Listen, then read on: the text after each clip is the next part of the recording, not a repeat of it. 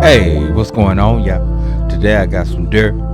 If you don't have dirt, you can substitute this with a piece of top round beef or a chicken breast. But anyway, we're gonna get this cleaned up and we gonna pound it out. So let's get it.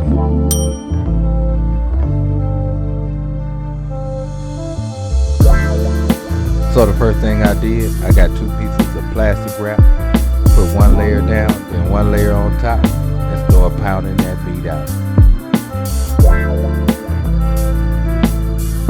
As soon as we get it pounded out, this is what it should look like. And of course, you know, we gotta rain, don't we? Gotta hit it with that salt. Now this is Crusted season. It comes out of New Orleans. Now you can order it. Just go straight to the website. You can get it anytime.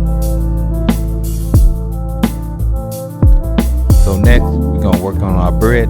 Now we're using almonds for this. So you want to slow post this. That way you don't make peanut butter. Just tap it.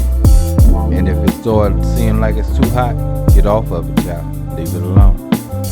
So of course, since we didn't want to make peanut butter, we're gonna have little almond nuts on our meat. That's okay, just get them off and rub that almond in. Then we just gonna get it into that pan and fry it up. Now this is deer meat, so we don't really want this well done. And even if you use the beef, you don't really want it well done.